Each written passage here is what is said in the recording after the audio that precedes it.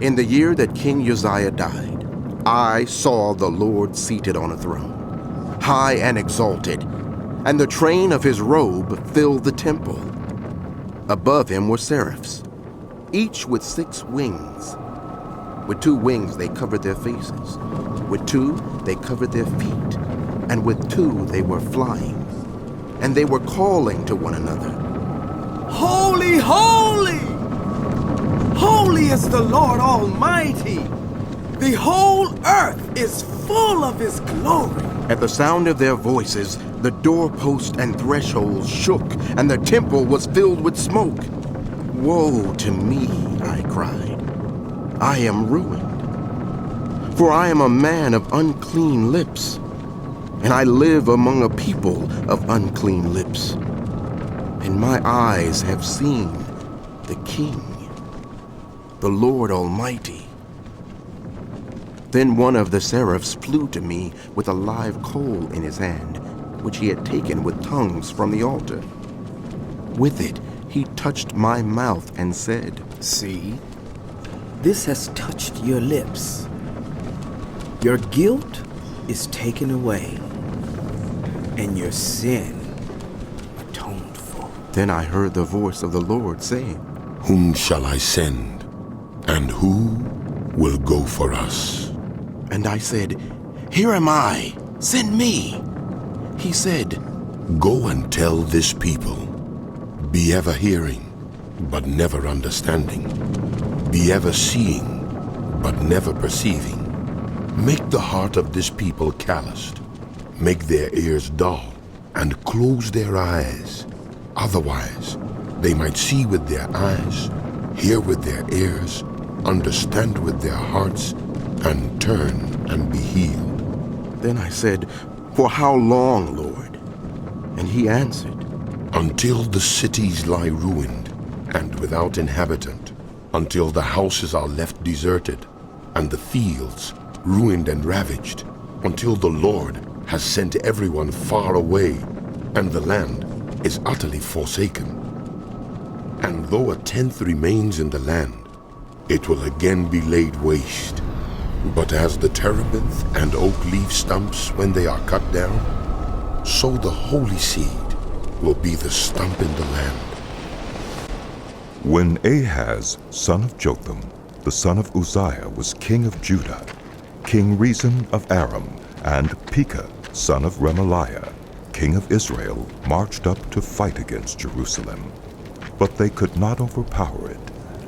Now the house of David was told, Aram has allied itself with Ephraim. So the hearts of Ahaz and his people were shaken, as the trees of the forest are shaken by the wind.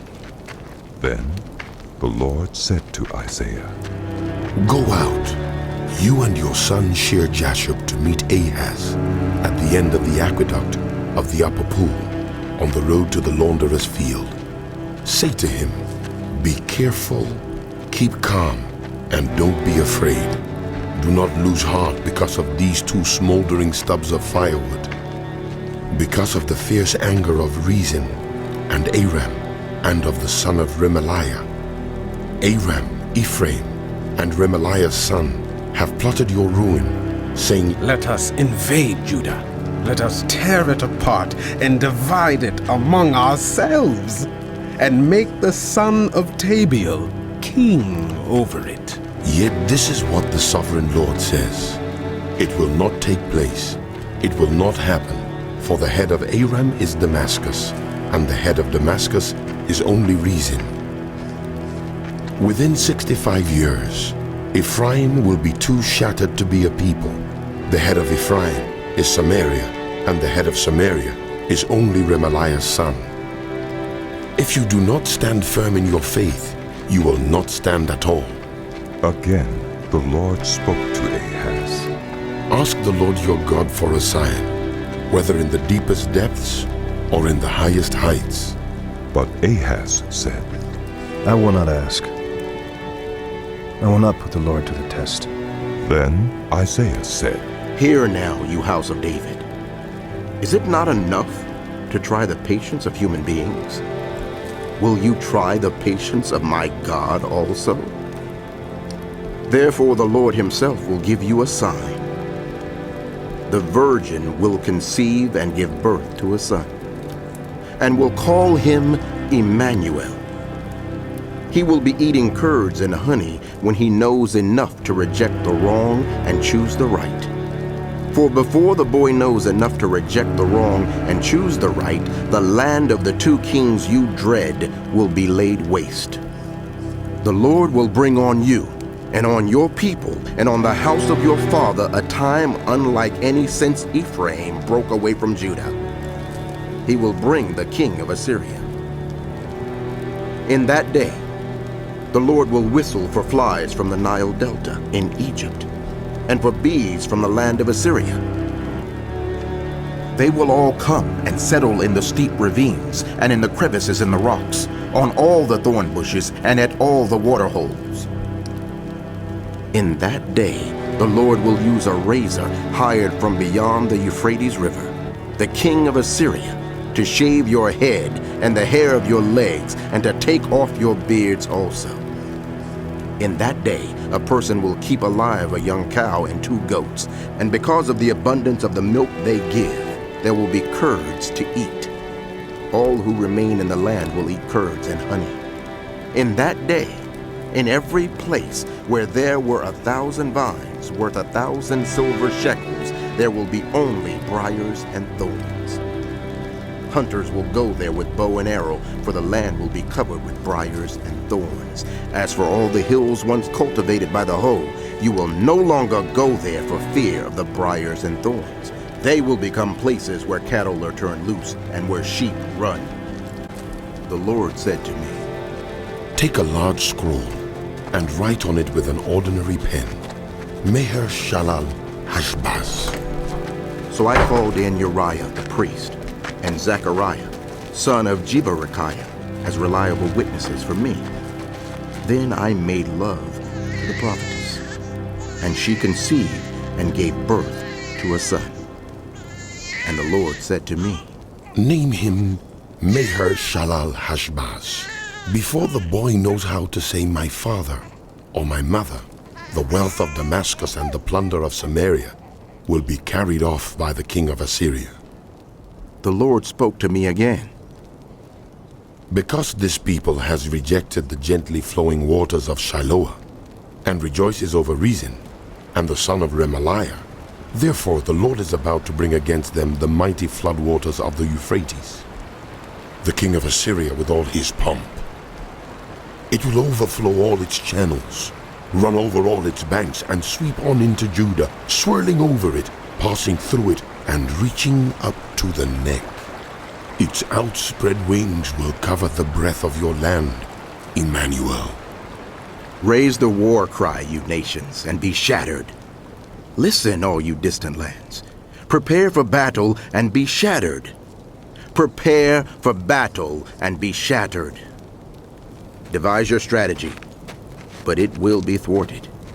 Propose your plan, but it will not stand, for God is with us.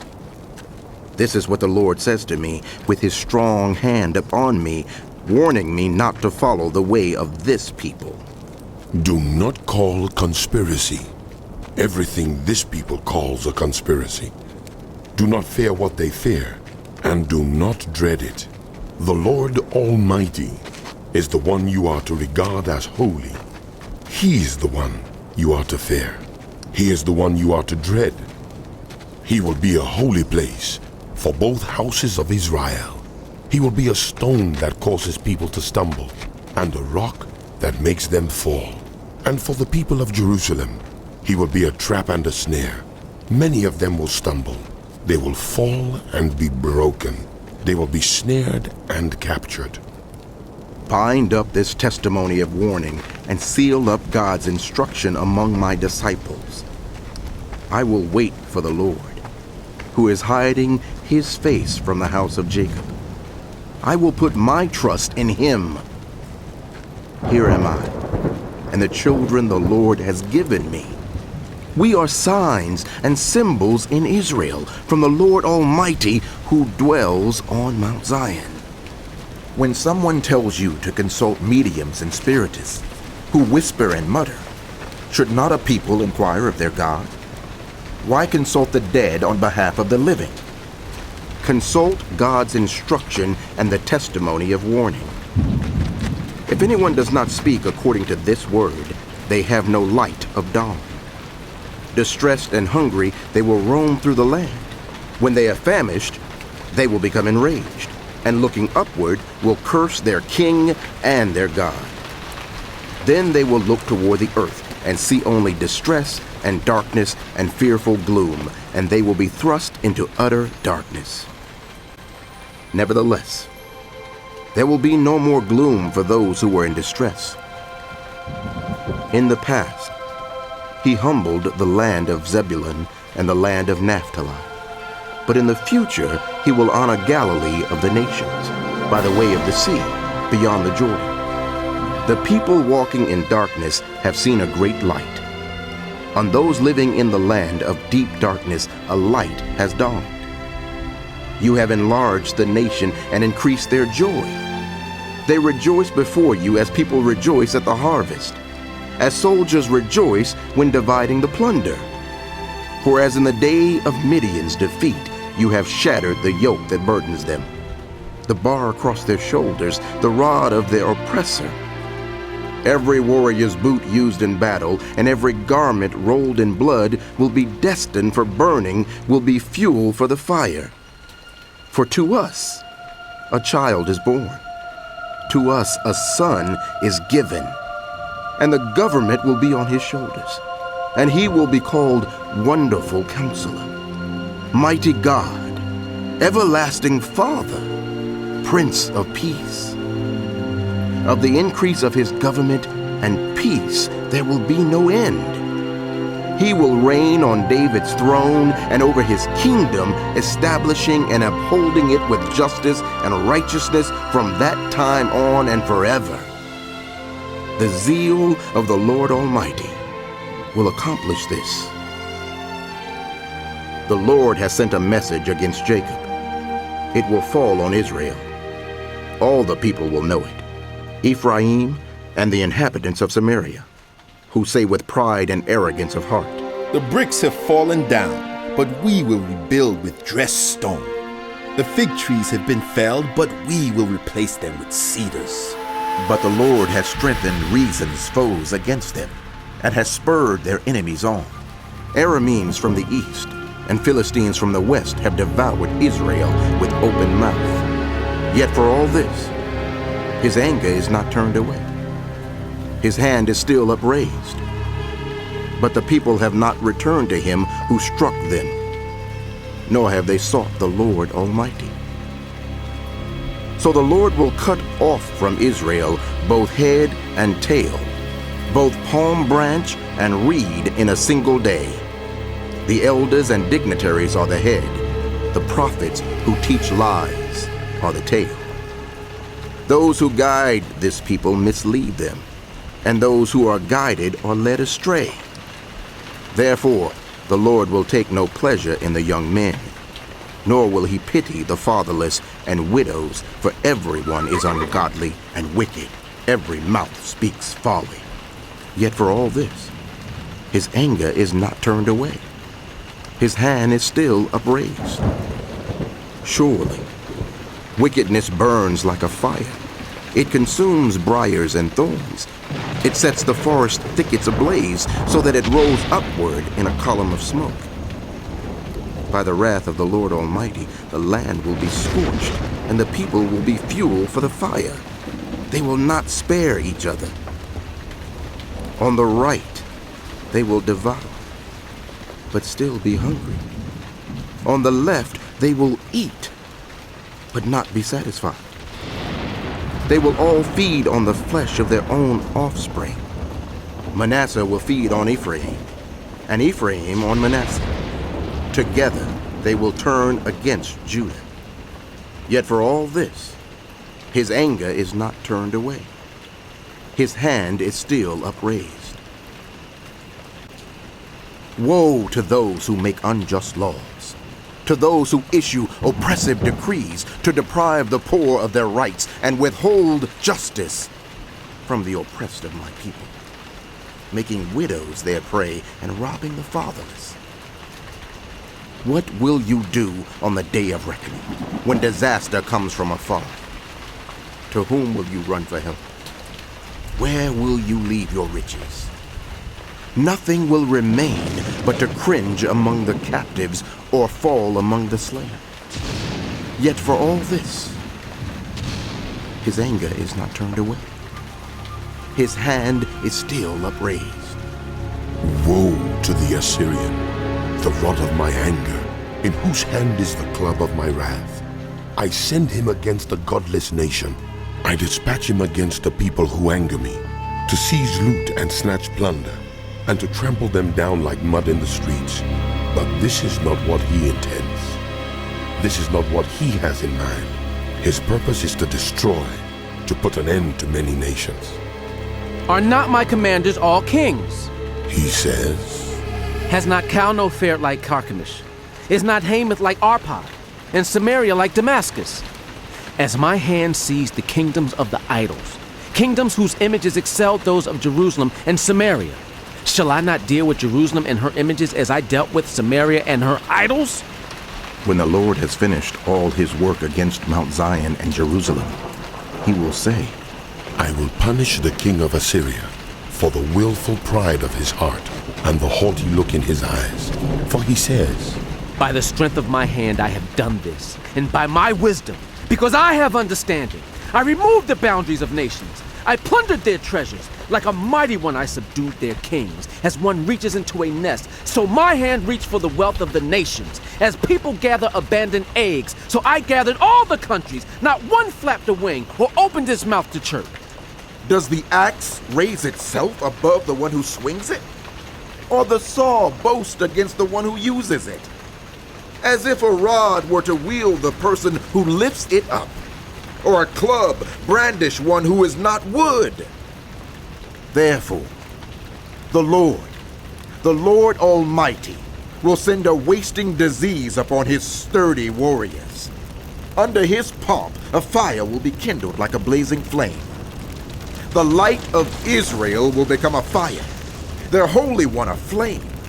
In a single day it will burn and consume his thorns and his briars, the splendor of his forests and fertile fields.